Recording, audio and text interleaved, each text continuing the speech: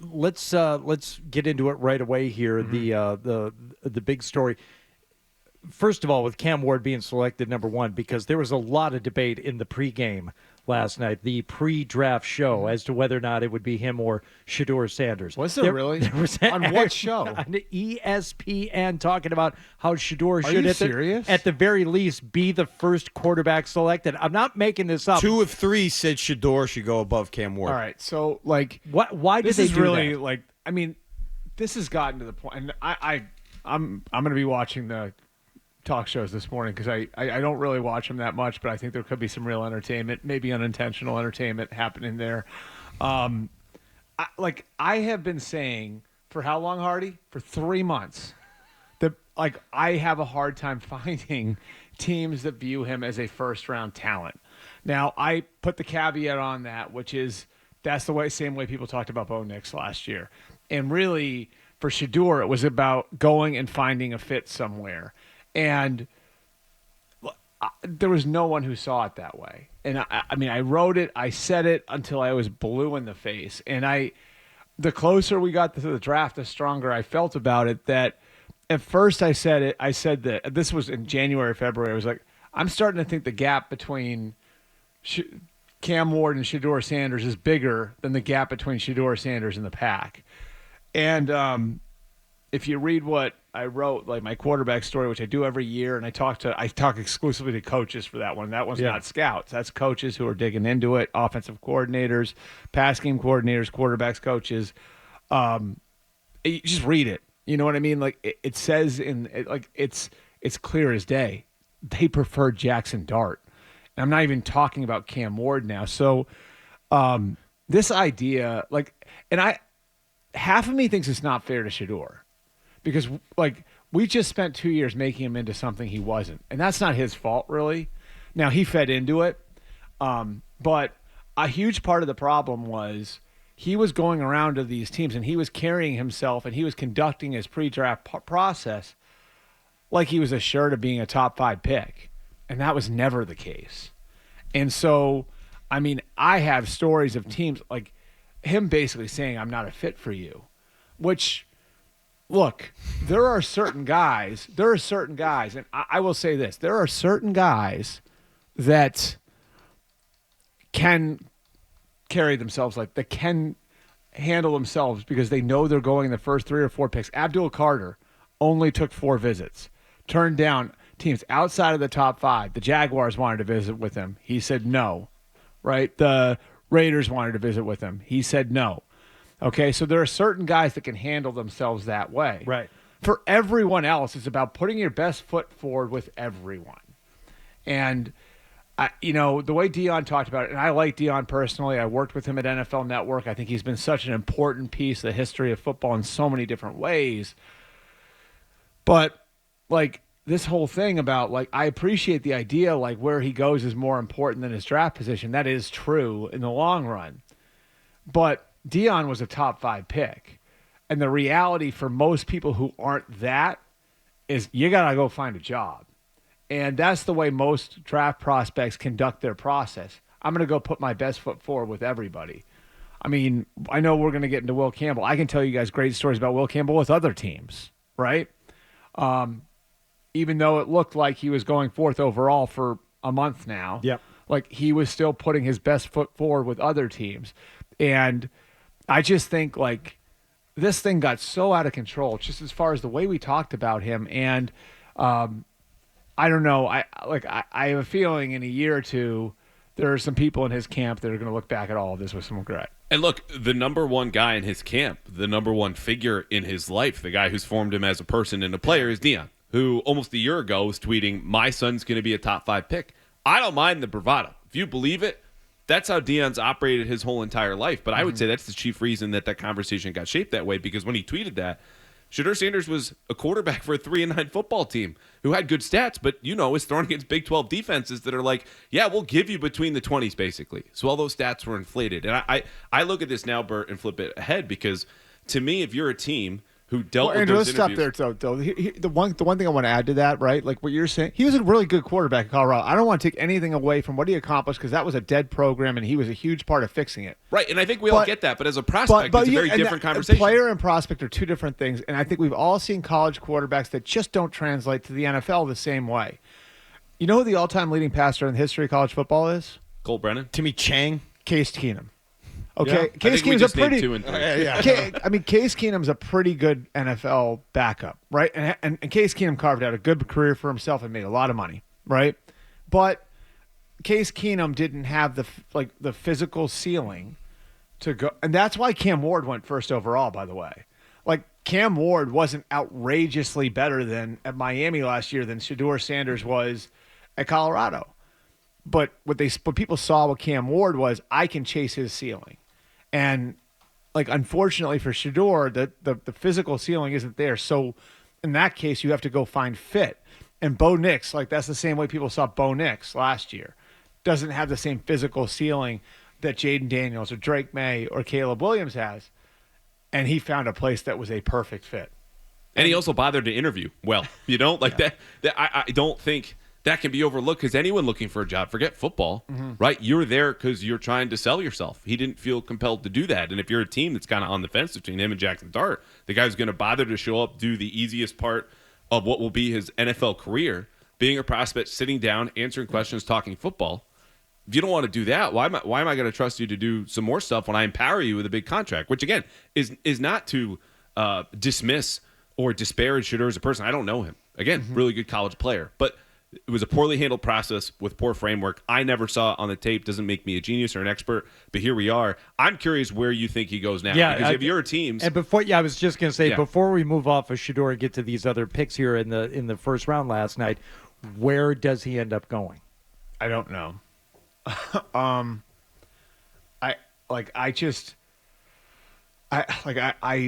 seen some people connect him to the Raiders. Maybe I know there's like there's the relationship there with Tom Brady. Maybe they roll the dice now. I don't think they saw him At this point. I don't think they saw him as a first round. I can tell you definitively, people in that building did not see him as a first round talent. Definitely second round, though. He'll go in the second round. I mean, it makes more sense for more teams now, of course, once you get into the second. But it's still you can make cases against it for virtually so Cleveland's half the teams that might be in on him. Cleveland's got the first pick in the second round. I've actually heard Kevin Stefanski likes Tyler Shuck, the quarterback from Louisville. Oh, man. If Tyler Shuck, who's the 26-year-old guy who was in college for 7 years, who was Justin Herbert's backup for 2 years at Oregon, if you want to know how old he is, like that's how old he is. He backed up Justin Herbert for 2 years at Oregon. I mean, it's like imagine if he's the first pick of the second round, what that broadcast is going to look like tonight. But we built we built it into this. You know what I mean? Like so, I'm just saying I couldn't find I heard things didn't go great between him and Dayball. I never believed he was going to the Giants. I've heard Dayball built a really strong relationship with Jackson Dart over the last month. There's natural connections there. Brian Dayball's mentor and coaching is Charlie Weiss, whose son is the offensive coordinator at Ole Miss. Joe Judge is down there. Brian Dayball and Joe Judge worked together here for 4 years. So there's every reason in the world why that one made sense. The Steelers, I think it was a discussion for the Steelers. They don't have a second round pick because they sent their second round pick to Seattle for DK Metcalf. So Pittsburgh was the one team I looked at, and that's the team that's going to catch him. I just don't know where that team is now because obviously the Giants are off the board, the Titans are off the board, the Steelers don't pick in the second round, and now part of it is, does he go to a team that kind of likes what it saw, that stashes him behind the starter and says, we're going to have you as a developmental guy? How does that even work? You know what I mean? What are you and that's part of the problem with all of this, is you have to be willing to, maybe I'm going to go somewhere and be Jordan Love, and sit for a couple of years. And maybe that's a great thing for me, but some teams might look at it and saying, what am I inviting here? What is this going to mean for my starter if he struggles? Are we going to have his dad on Twitter if my starter has a tough November. Like that's all stuff that and I don't think knowing Deion like a little bit, I actually think like Deion's intention was to be a part of this process, and then once his kid got drafted in the first round, like which is what Archie Manning did. Remember, Archie Manning was involved with Eli and then how often did you hear from Archie again? Never, right? You never heard from Archie again. Pull after back that. and just let it happen. And then it was Eli's show. When Eli got to the Giants, you never really heard from Archie much again. I thought it was going to sort of be like that, but now if you're talking about him coming in as a backup, and then maybe they got a chip on their shoulder about it, like does that become a problem? You have to consider all of these things, and this is why, maybe that team that you met with that in March, I don't like that situation, right? Like, I don't want to go there.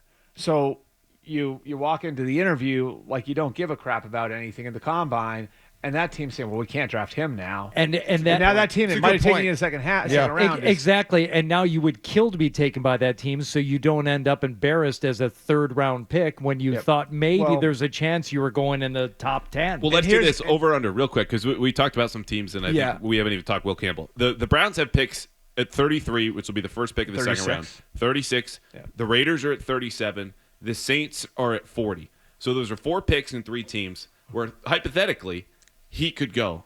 Browns, I wouldn't totally rule it out because I think the owner with the Browns could get involved. But over-under 40.5. Does he go before the 41st pick with all those teams laid out or after? After.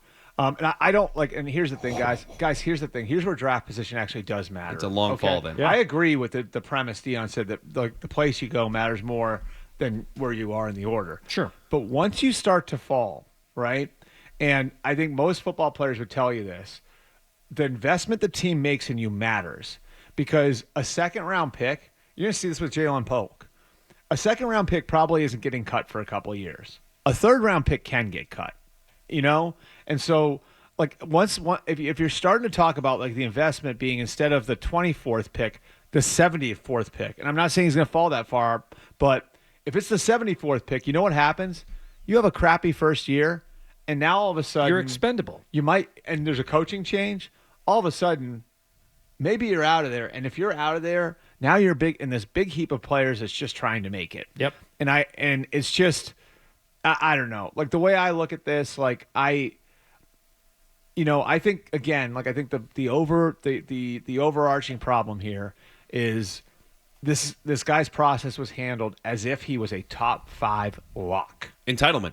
That's what it was. Yeah. And to your original point, to his dad's defense, his dad maybe didn't know any better because that's who he was. And that's who he was. And also, for all of Deion's bravado and for all his talk, which he's been great at over the years, he's also got the credibility in the resume to back it up. So you may want to dismiss it as just Deion being Deion, but there is that sneaky fact that he is this huge part of the NFL history, a great player himself, and you have to believe in some part of you that he's not just talking about his son. He actually knows what he's talking about because he was so good and he's now coaching at a highish level. And, all that stuff has to be taken into account. But maybe it is just a case of like the father going too much and saying too much and going too far. But that's where you pick up the phone. I mean, look, I don't know Deion. So this is not to, again, dismiss or disparage a person that I don't know. When we talk about process and who's leading that and who's in and around Shedeur giving him advice, the best scouts gather the best information. And when you're trying to determine where a player is going to go, how good he could be, your judgment alone is not good enough. You're trying to find out from people in the weight room, people that he works with, people that he played with, people that coached him. And so when you ask around the league from Deion's point of view, because he knows all that stuff at Colorado, you're asking, you can pick up the phone, call any GM that you want. And if they tell you what they told Burt, which certainly Burt got that information, so could Deion Sanders, then I think you pump the brakes and adjust. And they never did. One of the most important things, and I can tell you this, I remember going back 15 years with Cam Newton and RG3 were drafted in back-to-back years. And you guys remember the perception of those two, right? Cam was this superstar who had no time for everybody, and RG3 was like a senator when they came out. But I remember talking to scouts who worked that area, that part of the country where Auburn is and where Baylor is, right? Yeah. And knew that part of the country well. And what they would all tell you is Cam Newton, you could find somebody who was picking up towels after the game at Auburn who would have a good story about something Cam Newton did for him. And with RG3, it was the opposite. It was, if you couldn't help him, he wasn't going to help you. And like, look at the way that turned out. You know what I mean? Like, and that's what you're talking about. It's the scout's job to know that stuff. And if you're giving them that, if you're handing them some of those answers on a silver platter without them even having to look for it, like, then that can be a problem for you. I mean, I'll say this, the last thing, like on the Giants thing, I knew the minute they put Russell Wilson and Jameis Winston in that room, there was no way. Can you imagine that? Like, you're going to put Shedeur Sanders in the room with Jameis Winston and Russell Wilson. I said this to you guys the last month. I felt the same way, not even with the personalities, but just with the fact that you've got a couple of guys that neither one of them is the answer, but there's so many reasons to believe that Shedeur Sanders isn't the answer. Why would you bring in a third guy who is not your answer at quarterback when you've already got two? So, just by that calculus alone, I didn't think it was going to happen. And opinion, hit this playlist. Point slightly down and to the left. And for the latest from the Sports Hub, download at 985thesportshub.com.